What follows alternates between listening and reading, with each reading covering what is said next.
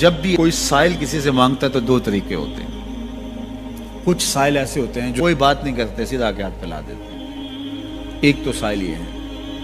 اور سائل مانگنے والے جو بڑے اچھے طریقے سے مانگنے کا بھی فن جانتے ہیں تو ان کا طریقہ یہ نہیں ہوتا کہ کسی کے آگے جا کے بس ہاتھ پھیلا دے.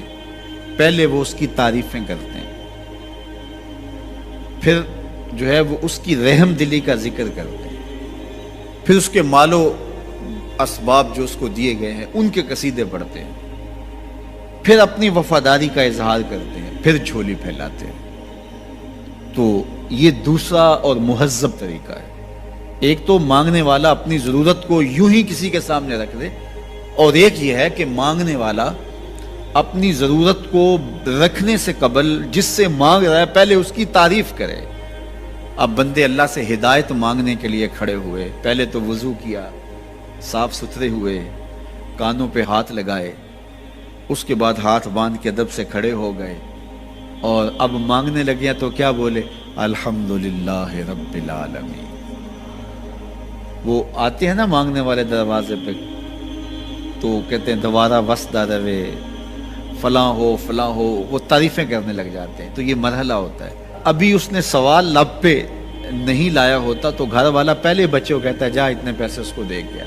میاں وہ تو آپ کی تعریفیں کر رہا ہے، مانگ تھوڑا رہا ہے. وہ سمجھتا ہے جو تعریفیں کرنا شروع ہو گیا یہ مانگنے کے لیے تو کر رہا ہے. اللہ اکبر. تو جب بندہ الحمدللہ کہتا ہے رحمتیں اسی وقت برسنا شروع ہو جاتی ہیں. الرحمن الرحیم. میں سخی کی دہلیز پہ کھڑا ہوں جو رحمان بھی ہے جو رحیم بھی ہے، محض اپنے کرم سے عطا کرتا ہے. رحم کی بھیک مانگ رہا ہوں. پھر کیا کہہ رہا ہے؟ مالک یوم الدین. کسی کنگال سے نہیں مانگ رہا، اس سے مانگ رہا ہوں جو مالک ہے، دنیا کا بھی مالک ہے، آخرت کا بھی مالک ہے. پھر اس کے بعد اگلی بات کیا کہتا ہے؟ ایاک نعبد و ایاک نستعین. مالک میں پوچھتا بھی تجھے ہوں اور مانگتا بھی تجھ سے ہوں. دیکھو سائل اس اعتبار سے بھی دو طرح کے ہوتے ہیں. ایک سائل ہوتا ہے جو بائی پاس پہ اترتا ہے، ایک کے گھر کے سامنے جاتا ہے، یہی طریقہ صحیح مانگنے کا، لیکن جاتا ہے کہ گھر کے سامنے تعریفیں کرتا ہے، اور مالک خانہ کو پتہ ہوتا ہے کہ یہ ہمسایہ سے بھی مانگ کے آیا ہے، میرے گھر سے بھی مانگ رہا ہے، اگلے گھر سے بھی مانگ رہا ہے. تو وہ اسے تھوڑا سا آٹا دے دیتا ہے، 1 روپیہ دے دیتا ہے. اس کو پتہ ہے اس نے پورا گاؤں مانگنا ہے، آدھا گاؤں مانگ آیا ہے، آدھا گاؤں اس نے ابھی مانگنا ہے. تو سارے 1-1 روپے دیتے ہیں. ایک تو سائل وہ ہے جو در در پہ جاتا ہے، اور ایک سائل بائی پاس سے اترا، وہاں سے پل عبور کیا، پھر گلی سے گزرتے ہوئے یہاں آیا، اور یہاں آ کے آپ کے ساتھ اس نے کہا کہ میں کسی در پہ نہیں گیا، آپ کے پاس آیا ہوں، اب آپ نے میری ضرورت پوری کرنی ہے. تو پھر 8 آنے 5 روپے تو نہیں دیے جائیں گے. پھر تو جو میری استطاعت ہوگی، جو آپ کی استطاعت ہوگی، اس استطاعت کے مطابق دیں گے کہ یہ سارا شہر چھوڑ کے آیا ہے، یہ کسی سے نہیں مانگتا، یہ مجھ سے ہی مانگتا ہے. تو پھر آپ اس کی ضرورت پوری کریں گے. اگر آپ کے بس میں ہوا تو مانگنے والا کیا کہہ رہا ہے؟ ایاک نعبد. یہ پیشانی کہیں اور نہیں جھکتی، وایاک نستعین. یہ جھولی کسی اور چوکھٹ پہ پھیلتی نہیں. وہ کریم، وہ مالک رب جو تمام جہانوں کا رب ہے، میں اس کی دہلیز پہ کھڑا ہوں اور آیا سیدھا اسی کی دہلیز پہ ہوں. نہ اس سے پہلے کسی در پہ گیا ہوں، نہ اس کے بعد کسی در پہ جانا ہے. تو پھر مالک بھی کرم نوازیاں اور رحمتیں اس کی جھولی میں ڈال دیتا ہے. اب اتنی لمبی تمہید باندھنے کے باوجود مانگا کیا؟ ذرا غور کیجئے. یہ وہ ہے جو ہم ہر روز ہر نماز کی ہر رکعت میں مانگتے ہیں، اور مانگنے کا طریقہ کتنا خوبصورت ہے. اور مانگنے والے یوں ہی مانگا کرتے ہیں. پہلے جس سے مانگنا اس کی تعریفیں کرتے ہیں. آپ نے مانگنے والوں کو دیکھا جو سلیقے سے مانگتے ہیں، تیرے بچے وسدے رہیں، تیری جد آباد رہے، تیرا خاندان آباد رہے. وہ مانگتے ہیں اس طرح، پہلے تعریفیں کرتے ہیں، پھر کہتے ہیں تیری فیکٹریاں چلتی رہیں، تیرے جو ہے تیری جائیداد بڑھتی رہے. تو وہ اس کے خزانوں کا ذکر کرتے ہیں، اور پھر کہتے ہیں کہ یہ فقیر نمانہ تیری چوکھٹ پہ آیا ہے، اس کی ضرورتیں تو پوری کر دے. اب بندہ بھی اللہ کے حضور جب حاضر ہوتا ہے تو مانگنے کا سلیقہ کیا ہے؟ سب سے پہلے کہتا ہے الحمدللہ رب العالمین. میں کسی کنگال کی چوکھٹ پہ نہیں آیا، تمام جہانوں کے پالن ہار کی چوکھٹ پہ آیا. اسی کی تعریفیں اختیاری بھی غیر اختیاری بھی، واسطے کے ساتھ بھی بلا واسطے کے ساتھ بھی. اسی کی خوبی ہیں، سارے اسی کے کمال ہیں، وصف سارے اسی کے ہیں. پھر اس کے بعد کہتا ہے الرحمن الرحیم، وہ رحمان بھی ہے وہ رحیم بھی ہے۔ پھر اس کے بعد کہتا ہے مالک یوم الدین، وہ دنیا کا ہی مالک نہیں، آخرت کا بھی مالک ہے، یوم حساب کا بھی مالک ہے۔ پھر اس کے بعد اپنی وفاداری جتلاتے ہوئے کہتا ہے ایاک نعبد و ایاک نستعین، مالک سارا جہاں بس رہا ہے، میں نے کسی سے نہیں مانگا، میں نے جھولی تیری چوکھٹ پہ پھیلائی ہے، میری پیشانی تیرے حضور جھکتی ہے، یہ پیشانی کسی اور کے حضور کبھی نہیں جھکی نہ جھکے گی۔ یہ سب عرض کرنے کے بعد پھر مانگتا کیا؟ اہدنا الصراط المستقیم، مالک مجھے سیدھی راہ پہ چلا دے۔ مسجد نبوی کا صحن تھا اور ایک شخص کونے میں بیٹھ کے دعا مانگ رہا ہے، ذرا اس کے دعا کے لفظ سنیے۔ اللہم انی اسألک بانک انت اللہ، اے اللہ میں تجھ سے اس لیے مانگتا ہوں کہ تو میرا اللہ جو ہے۔ ذرا غور کیجئے، میرے والد گرامی فرماتے تھے اگر بیٹا باپ سے کہے کہ ابا جی میں آپ سے اس لیے مانگ رہا ہوں کہ آپ میرے ابو جو ہیں، تو باپ کو اپنا وجود بیچ کے بھی دینا پڑا تو اس کی ڈیمانڈ پوری کرے گا، جو اس نے لفظ ہی ایسا کہہ دیا کہ ابو میں آپ سے اس لیے مانگ رہا ہوں کہ آپ میرے ابو جو ہیں، تو میں نے آپ سے ہی مانگنا ہے۔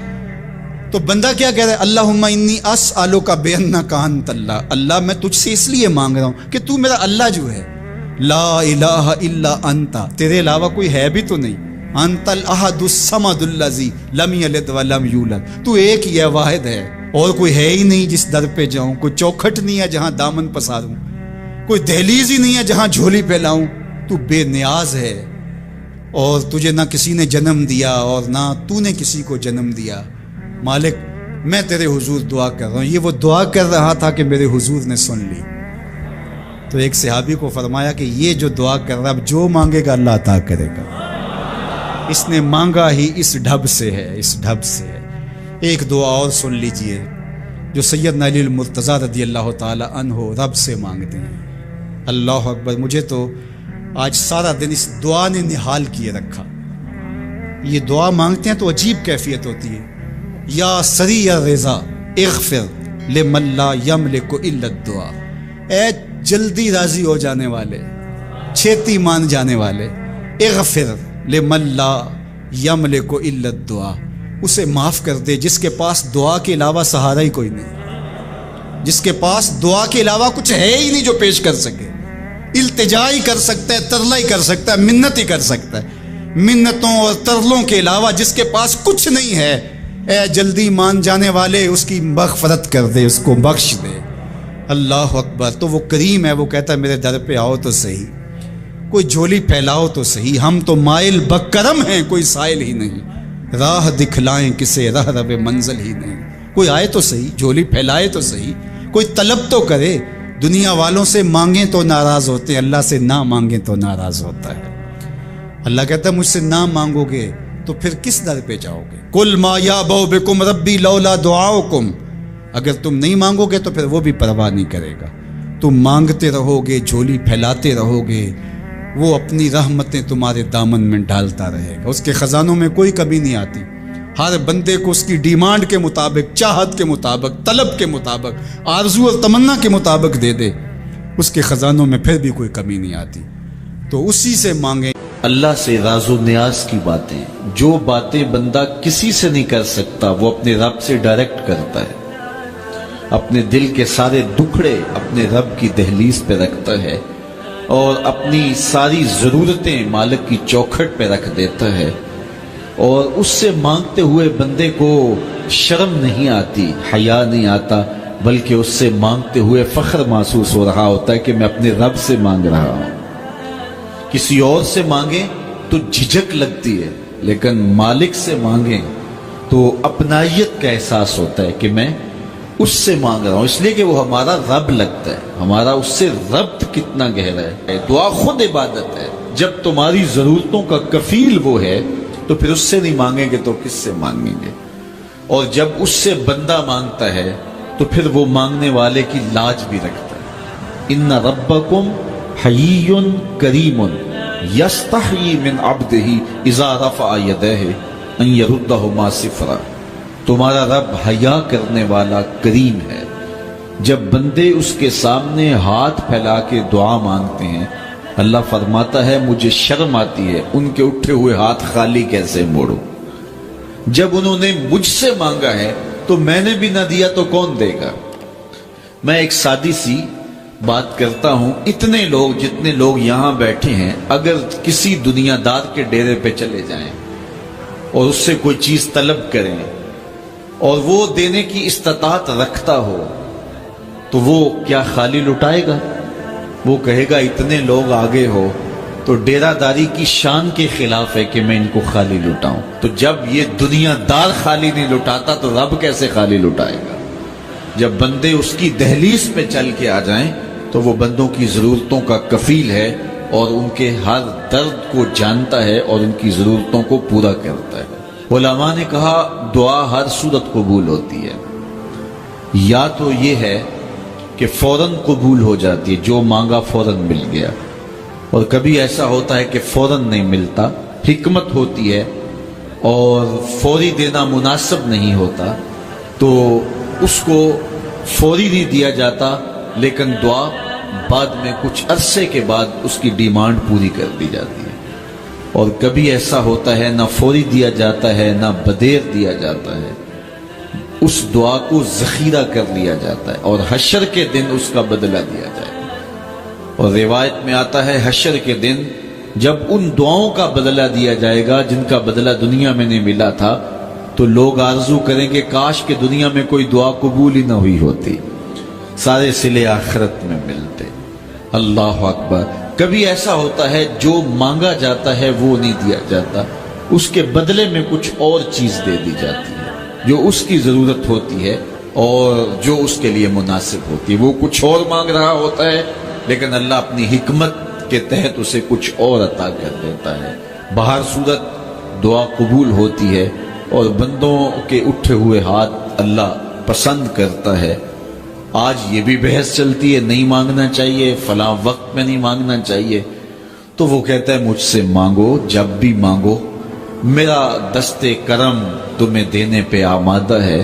اور اگر کوئی نہیں مانگتا تو فرمایا کل ما یابو بکم ربی لولا دعاؤکم، اے محبوب فرما دو اگر یہ نہیں مانگیں گے تو اللہ بھی پرواہ نہیں کرے گا۔ مانگنا تمہاری ضرورت ہے، اگر تم مانگتے رہو گے تمہاری جھولیاں بھرتا رہے گا، اور اگر تمہیں اسے نہیں پکارو گے تو وہ بھی تمہاری پرواہ نہیں کرے گا۔ تو اس کے حضور دعائیں مانگو، وہ تو کہتا ہے مجھ سے مانگو۔ اللہ اکبر۔ دنیا داروں سے مانگے تو ناراض ہوتے ہیں، اللہ سے نہ مانگے تو ناراض ہوتا ہے۔ وہ کہتا ہے سوالی بن کے میری چوکھٹ پہ، مجھے اچھا لگتا ہے کہ تم مجھ سے مانگو اور تم جھولیاں پھیلاؤ، اور نہ میں صرف تمہاری ضرورت کو پورا کروں گا بلکہ اپنی جناب سے تمہیں مزید رحمتوں سے بھی نوازوں گا، تمہارے اٹھے ہوئے ہاتھوں کی میں لاج رکھوں گا، تم طلب تو کر کے دیکھو۔ لازمی نہیں ہے کہ تمہیں مانگنے کا بڑا سلیقہ آتا ہو میں پھر دوں گا، شکستہ اور ٹوٹے پھوٹے لفظوں سے مانگو پھر بھی جھولی بھر دوں گا۔ وہ کریم ہے، اس سے مانگو تو صحیح، ہاتھ تو پھیلاؤ، جس زبان میں مانگنا آتا ہے مانگو، عربی میں مانگو، ہندی میں مانگو، سندھی میں مانگو، پنجابی میں مانگو، نظم میں مانگو، نثر میں مانگو، اقبال کے لہجے میں مانگو، رومی کی طرز پہ مانگو، سادی کے انداز میں مانگو۔ نہیں مانگنا آتا خالی ہاتھ پھیلا دو، وہ بند لبوں کی بولیاں بھی سنتا ہے۔ آؤ تو صحیح اس کی چوکھٹ پہ، جھولی تو پھیلاؤ۔ زلیخا بت کے آگے ہاتھ جوڑے کھڑی تھی، کیا کہتی تھی؟ یا صنمی یا صنمی، اے میرے بت مجھے بچھڑا ہوا یوسف ملا دے۔ اس کا اعتقاد تھا کہ یہ مجھے دیتا ہے، اور وہ ہاتھ جوڑے کھڑی تھی، لیکن وہ پتھر کا مادو بلا اس کی کیسے فریاد سنتا۔ لیکن وہ روزانہ کھڑی ہو جاتی تھی، دعائیں مانگتی تھی، یا صنمی اے میرے بت مجھے بچھڑا ہوا یوسف ملا دے۔ زندگی گزرتی گئی، لیل و نہار کروٹیں کھاتے گئے، عمر ڈھلنے لگی، چہرے پہ جھریاں ابھرنے لگی۔ وہ روزانہ سر شام ہاتھ جوڑتی اور بیٹھ جاتی، لیکن کوئی جواب نہ آتا۔ ایک دن رات کا پچھلا پہر تھا، یا صنمی کا وظیفہ چل رہا تھا، نیند کا جھٹکا آیا، زباں بل کھا کے کہا یا سمادی یا سمادی۔ آواز آئی جبریل جا یوسف کے گھوڑے کا رخ موڑ دے، بچھڑی ہوئی کو یوسف ملا دے۔ مالک اس نے تجھے تو نہیں پکارا، یہ تو بت کو پکار رہی ہے۔ وہ تو زباں بل کھا گئی اور یا صنمی کے بجائے یا سمادی کے لفظ آگے کہا جانتا ہوں، لیکن اتنا عرصہ ہوا بت کو پکارتے ہوئے اس نے کوئی جواب نہیں دیا۔ آج اس کے لبوں پہ میرا نام تو آیا ہے، جیسے بھی آیا ہے، اگر میں نے بھی نہ دیا میرے اور بت میں فرق کیا ہوا؟ جا بچھڑی کو یوسف ملا دے، کوئی مانگے تو صحیح، کوئی ہاتھ تو پھیلائے. ہم تو مائل بکرم ہیں, کوئی سائل ہی نہیں. ہم تو مائل بکرم ہیں, کوئی سائل ہی نہیں. راہ دکھلائیں کسے, راہ رب منزل ہی نہیں. جلوائے طور تو موجود ہے, کوئی موسیٰ ہی نہیں. کوئی ہاتھ تو پھیلائے, کوئی جھولی تو پھیلائے, کوئی مانگے تو صحیح. دنیا والوں سے مانگے تو ناراض ہوتے ہیں, اللہ سے نہ مانگے تو ناراض ہوتے ہیں. دنیا والوں سے مانگنا ہو تو وقت دیکھنا پڑتا ہے. اب تو صاحب سو رہے ہوں گے, اب تو ناشتے کا وقت ہے, اب تو دفتر کی مصروفیت کا وقت ہے, فراغت کے لمحے ہوں گے تو بات کریں گے. تو کسی دنیا دار سے بات کرنا ہوتا ہے تو وقت دیکھنا پڑتا ہے. لیکن رب سے جب مرضی بات کرو, در رحمت کھلا ہوا پاؤ گے. لا تاخذہ سنۃ ولا نوم, نیند کیا اسے اونگ بھی نہیں آتی. جب بھی مانگو گے دستے کرم کشادہ پاؤ گے. جب بندے اس کے سامنے ہاتھ پھیلا کے مانگتے ہیں, اللہ فرماتا ہے مجھے شرم آتی ہے, ان کے اٹھے ہوئے ہاتھ خالی کیسے موڑ دوں. تو ہم بھی اللہ کے حضور دعائیں کرتے ہیں. اگر کسی کو وہاں جانا نصیب ہو تو وہ تو قبولیت کے بہترین لمحے ہیں, اور اگر نصیب نہیں بھی ہوتا تو 9 ذی الحج کو ہم یہی کھڑے ہو کے کہتے ہیں مالک وہاں تو آ نہیں سکے, یہاں تو کھڑے ہیں, میرے مالک تو کرم فرما دے اور ہمارے صغائر کبائر سارے معاف فرما دے. تو 9 ذی الحج کا روزہ بھی رکھا جائے اور اللہ کے حضور دعائیں بھی مانگی جائیں. آپ جہاں بھی ہوں گے قبولیت ہوگی, اور اللہ قبولیت کو مزید 4 چاند لگانے کے لیے کسی دن اپنی چوکھٹ پہ بلا بھی لے گا. وہ کیا کسی نے کہا تھا کہ کام آخر جذبہ بے اختیار آ ہی گیا, کام آخر جذبہ بے اختیار آ ہی گیا, دل کچھ اس صورت سے تڑپا ان کو پیار آ ہی گیا. تو ایک دن اللہ ہمیں اس سعادت کے لیے اپنی چوکھٹ پہ بھی بلائے گا. اللہ آپ سب کو بار بار حج بیت اللہ کی سعادت. آج کے زمانے میں یہ بھی کہا جاتا ہے کہ ہم نہیں مانگتے. تو اگر کوئی شخص نہیں مانگتا تو اللہ کو اس کی پرواہ بھی نہیں, یہ ضرورت ہماری ہے. فرمایا کل ما یعبأ بکم ربی لولا دعاؤکم, اے محبوب فرما دو تم نہیں پکارو گے تو اسے بھی پرواہ نہیں ہے. ضرورت تمہاری ہے, مانگنا تم نے ہے. تو جب تم نہیں مانگو گے, متکبر ہوتے ہو, اس سے مانگنے سے بھی تمہیں حیا آتی ہے, تو پھر وہ بھی پرواہ نہیں کرے گا. لیکن اگر تم مانگتے رہو گے تو وہ تمہاری جھولیاں بھرتا رہے گا, اور اس سے جب بھی مانگو اس کا در رحمت کھلا ہوا پاؤ گے. جس بھی لہجے میں مانگو وہ دینے پہ آمادہ ہوگا. دنیا والوں سے مانگنا ہوتا ہے تو دیکھنا پڑتا ہے کہ کس وقت مانگیں, موڈ کس وقت درست ہوگا. لیکن اللہ سے جب بھی مانگیں, صبح کو مانگیں, شام کو مانگیں, دوپہر کو مانگیں, پچھلے پہر دامن پھیلا کے بیٹھ جائیں. پھر دنیا داروں سے مانگنا ہو تو ان کی زبان میں مانگنا پڑتا ہے. اللہ سے اردو میں مانگیں, عربی میں مانگیں, ہندی میں مانگیں, سندھی میں مانگیں, نظم میں مانگیں, نثر میں مانگیں, اقبال کے لہجے میں مانگیں, سعدی کے انداز میں مانگیں, رومی کی طرز پہ مانگیں. نہیں مانگنا آتا خالی ہاتھ پھیلا دیں, وہ بند لبوں کی بولیاں بھی سنتا ہے. مانگے تو صحیح, دستے طلب تو دراز کریں, وہ کریم ہے. جب اس کے سامنے بندے ہاتھ پھیلا کے دعا مانگتے ہیں وہ خالی نہیں موڑتا. ان ربکم حیی کریم یستحیی من عبدہ اذا رفع یدیہ الیہ ان یردہما صفرا. تمہارا رب حیا کرنے والا, زندہ, سخی اور کریم ہے. کہا بندے جب اس کے سامنے ہاتھ پھیلا کے دعا مانگتے ہیں تو مجھے شرم آتی ہے, میں خالی ہاتھ کیسے موڑ دوں. جب انہوں نے مانگا ہی مجھ سے ہے تو میں نے بھی نہ دیا تو پھر کس در پہ جائیں گے. میں آپ سے کہتا ہوں جتنے لوگ آپ بیٹھے ہوئے ہیں, اتنے لوگ اٹھ کے کسی دنیا دار کے ڈیرے پہ چلے جائیں اور اس سے ایسی چیز مانگے جس کو دینا اس کے بس میں ہو, تو مجھے بتائیے وہ آپ کو خالی موڑ دے گا؟ وہ کہے گا ڈیرہ داری کی شان کے خلاف ہے کہ اتنے لوگ میرے دروازے پہ آ گئے ہیں اور میں ان کو خالی موڑ دوں. جب کسی دنیا دار کے در پہ اتنے لوگ جمع ہو کے چلے جائیں تو وہ بھی حیا کرتا ہے کہ اتنے لوگوں کو کیسے خالی موڑوں, میں ایک ڈیرہ دار شخص ہوں, کیا کہیں گے. اسے حیا آتی ہے اتنے لوگوں کو خالی موڑتے ہوئے. تو رب کی دہلیز پہ ہاتھ پھیلا کے جب مانگیں گے تو رب خالی موڑ دے گا. کہا وہ اسے حیا یستحیی من عبدہ اذا رفع یدیہ الیہ ان یردہما صفرا. جب تم ہاتھ پھیلا کے اس سے مانگتے ہو, اللہ فرماتا ہے مجھے شرم آتی ہے, مجھے حیا آتی ہے کہ تمہارے اٹھے ہوئے ہاتھوں کو خالی موڑ دوں. اس لیے کہ اگر میں بھی نہ دیا تو کس در پہ جاؤ گے, کس چوکھٹ پہ جاؤ گے. تو اس سے تو مانگو. اپنے لیے بھی مانگو، اپنوں کے لیے بھی مانگو، بیگانوں کے لیے بھی مانگو، شام سپیرے دوپہر مانگو، مانگ لیا ہے پھر مانگو۔ دنیا داروں سے ایک دفعہ مانگ لیا جائے تو پھر دوسری مرتبہ مانگتے ہوئے ہم وقفہ ڈالتے ہیں، یار یہ ادھار بھی مانگا ہو تو کہتے ہیں یار اب کچھ سال کے بعد کہیں گے، وہ کہیں گے روز ہی یہ مانگ لیتا ہے، اس کی ضرورتیں پوری نہیں ہوتی۔ لیکن اللہ سے مانگا، ابھی کھڑے تھے اہدنا الصراط المستقیم، اللہ سیدھی راہوں پہ گامزن رکھنا، یہ مانگ رہے تھے ہاتھ باندھ کے۔ پھر تشہد میں بیٹھے تو پھر مانگنے بیٹھ کے ربنا اغفر لی ولوالدی وللمؤمنین یوم یقوم الحساب، مجھے بھی بخش دے، میرے ماں باپ کی بھی مغفرت کر دے، قیامت تک آنے والے اہل ایمان کی مغفرت کر دے۔ سلام پھیرا تو پھر ہاتھ پھیلا کے بیٹھ کے ربنا آتنا فی الدنیا حسنۃ وفی الآخرۃ حسنہ، بار بار مانگے، 100 بار مانگے، وہ کبھی نہیں کہتا اس کا در رحمت کھلا ہوا پاؤ گے۔ ہمارے صوفیہ فرماتے ہیں جب کوئی شخص ایک مرتبہ اللہ کہتا ہے، اللہ اس کی طرف نظر رحمت سے دیکھتا ہے، اس کے گناہ جل کے راکھ ہو جاتے ہیں۔ اس کے ذکر کی لذت، اس کے ذکر کی چاشنی سے اپنے من کی آبادی کا سامان کیجیے۔ آج ایک آنسو، صرف ایک آنسو، جس سے پوری آنکھ نہیں بلکہ پلکوں کے بالوں میں سے ایک بال کی جڑ بھیگ گئی خوف خدا کی وجہ سے، کل قیامت کے دن وہ بال کھڑا ہو جائے گا، مالک یا مجھے نکال لے یا اسے جنت عطا کر دے۔ اللہ اکبر۔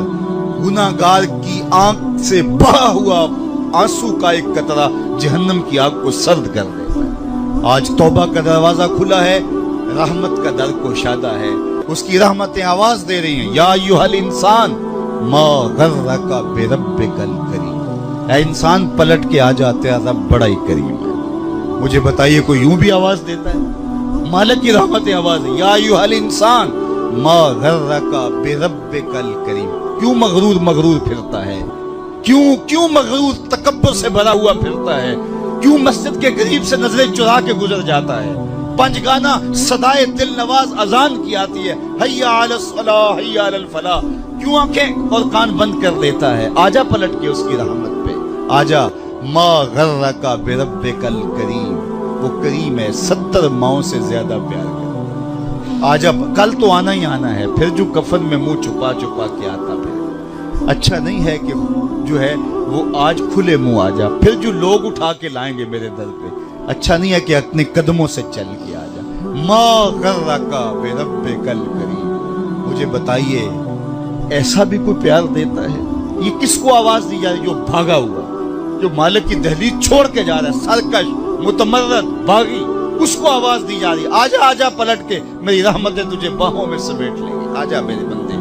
اللہ اکبر۔ ساری دنیا کا شہد نچوڑ دو، اتنی مٹھاس نہ ہو جتنی لفظوں کے اندر رکھی گئی، اور ذرا لفظوں کا جمال دیکھیے، ما غرک بربک الکریم۔ او بھاگنے والے، آجا، تو نے کسی غیر کے پاس نہیں آنا، جس کے پاس آنا ہے وہ تیرا رب لگتا ہے۔ اللہ اکبر۔ پھر کہا الکریم، رب بھی کریم۔ پھر آگے فرمایا الذی خلقک کا، وہ رب جس نے تجھے پیدا کیا۔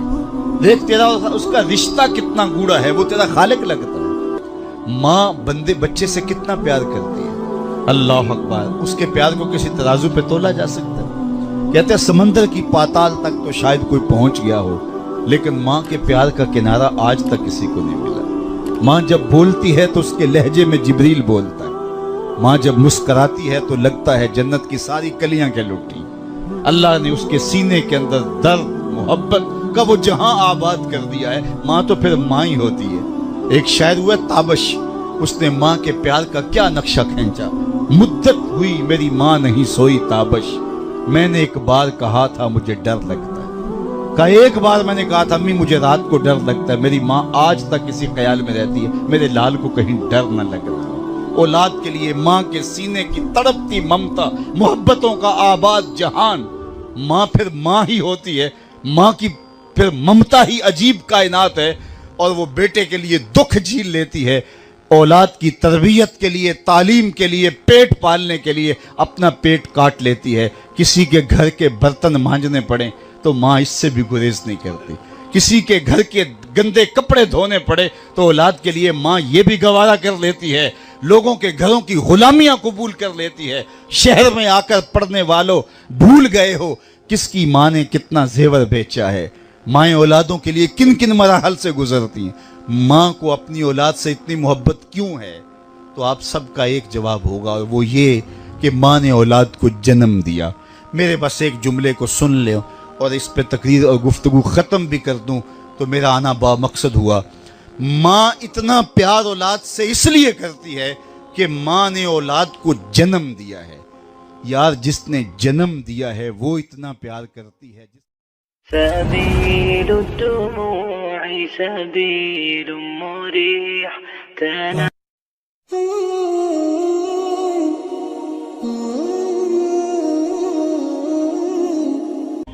ارشاد فرمایا جو اللہ سے ڈرے اللہ اس کے لیے راستے کھول دیتا ہے، اور اللہ اس کو وہاں سے دیتا ہے جہاں سے اسے گمان بھی نہیں ہوتا۔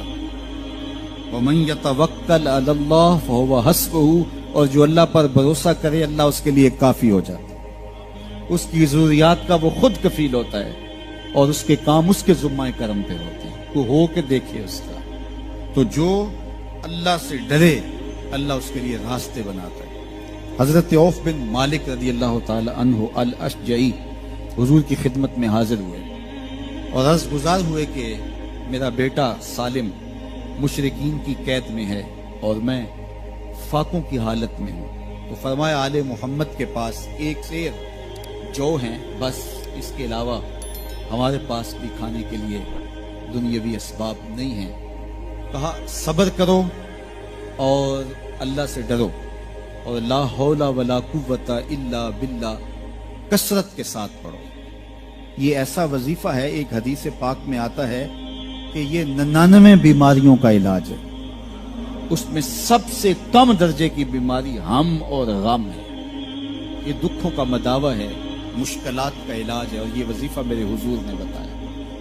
حضرت ابو ذر غفاری رضی اللہ تعالیٰ عنہ کو حضور نے 5 چیزیں بتائی تھی، ان میں سے 5ویں چیز یہ تھی کہ ابو ذر کثرت کے ساتھ لا حول ولا قوت الا باللہ پڑھا کرو۔ فرمایا عرش الہی کے نیچے ایک خاص خزانہ ہے، یہ وظیفہ وہاں سے آیا ہے۔ یہ زندگی میں معمول بنا لو، جب پھنس جاؤ مشکلات میں آ جاؤ تو لا حول ولا قوت الا باللہ پڑھو، اللہ راستے کھولے گا۔ تو حضور نے 3 چیزیں فرمائی، اللہ سے ڈرو، صبر کرو، اور کثرت کے ساتھ لا حول ولا قوت الا باللہ پڑھو۔ وہ فرماتے ہیں کہ میں یہ عمل شروع کیا، ابھی گھر میں بیٹھا ہی تھا کہ دروازے پہ دستک ہوئی، تو میں اٹھا کہ دروازہ کھولوں دیکھوں کہ کون ہے۔ تو دروازہ کھولا، دیکھا میرا بیٹا کھڑا ہے اور اس کے پیچھے 100 اونٹ کھڑے ہیں۔ تو میں نے کہا کہ تم اور یہ اونٹ؟ کہا مجھے موقع لگ گیا، میں ان کی قید سے بھاگ آیا اور آتے آتے ان کے 100 اونٹ بھی ہانک لایا ہوں۔ وَيَرْزُقْهُ مِنْ حَيْثُ لَا يَحْتَسِبُ، وہ تمہیں وہاں سے رزق دے گا جہاں سے تمہیں گمان بھی نہیں۔ اس کے ہو کے تو دیکھو، اللہ اکبر، اللہ کے ہو جاؤ تو پھر وہ تمہاری ضرورتوں کا کفیل ہو جائے۔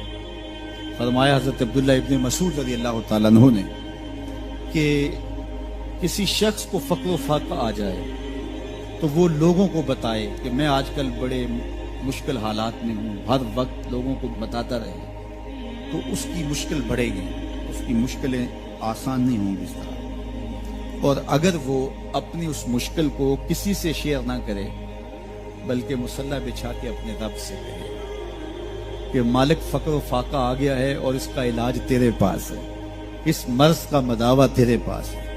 حضرت عبداللہ ابن مسعود فرماتے ہیں کہ رسول کریم نے فرمایا جلد یا بدیر اللہ اس کو مالا مال فرما دے۔ یہ بھی کبھی کر کے دیکھو، مشکل آ جائے، فاقہ آ جائے، مصیبت آ جائے، کسی سے نہ کہو، صرف اپنے رب سے کہو، پھر دیکھنا اس کی کرم نوازیوں کا می کیسے برستا۔ فرمایا اللہ پر بھروسہ کرنے کا جو حق ہے اگر وہ تم ادا کر دو، وہ تمہیں ایسے رزق عطا کرے جیسے پرندوں کو عطا کرتا۔ ہم تو دکان پہ جانا ہوتا ہے، فیکٹری میں جانا ہوتا ہے، ہم اپنے کاروبار پہ جانا ہوتا ہے، نوکری پہ جانا ہوتا ہے، مزدوری پہ جانا ہوتا ہے، ہمیں پتہ ہے کہاں آج صبح جانا ہے، لیکن پرندوں کو کوئی پتہ نہیں ہوتا کہاں جانا ہے، راس المال بھی نہیں ہوتا، لیکن صبح نکلتے ہیں، شام کو کبھی بھی خالی پیٹ نہیں آئے۔ بن توکل پنچھی اڑ دے، خرچ نہ پلے زیرا ہو۔ گھر سے خالی پیٹ نکلتے ہیں جب واپس آتے ہیں تو پیٹ بھرے ہوئے ہوتے ہیں، اور پھر جو ان کی ضرورت ہوتی ہے اللہ وہ ساری ضرورتیں پوری کرتا ہے، جو ضرورت ان کی ہوتی ہے۔ یہ شیر کتنا گوشت کھاتا ہے، اللہ روز اسے دیتا ہے۔ یہ ہنس روزانہ سچے موتی کھاتے ہیں، اور آپ مارکیٹ میں لینے جائیں لاکھوں روپے لگا کے تولے ماشے کے حساب سے آپ خریدتے ہیں، پھر بھی آپ کو یقین نہیں ہوتا کہ یہ سچے ہیں یا 2 نمبر ہیں۔ اور ہنس دنیا پہ کروڑوں جانور پائے جاتے ہیں، روز کھاتے ہیں، صبح بھی، شام بھی، دوپہر بھی، پیٹ بھر کے کھاتے ہیں، اللہ روز انہیں عطا کرے۔ کہا اس پہ بھروسہ تو کر کے دیکھو، وہ تمہاری ضرورتوں کا کفیل ہوگا۔ اس پہ بھروسہ کرو گے وہ تمہیں وہاں سے دے گا جہاں تجھے گمان بھی نہیں ہو۔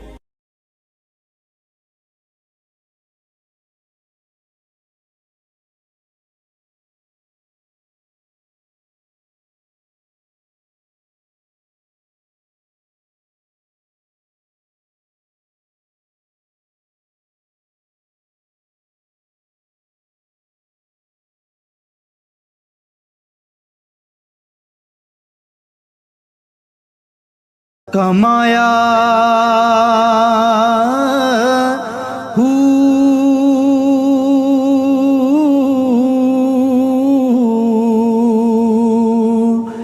نہ میں بھج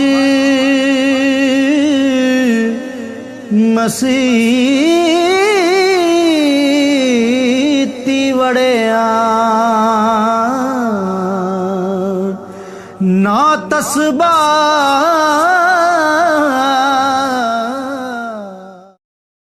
الف اللہ جس دل بر ہووے، الف اللہ جس دل بر ہووے، منہ زردی لہو اکھیاں رو دے، جس اپنے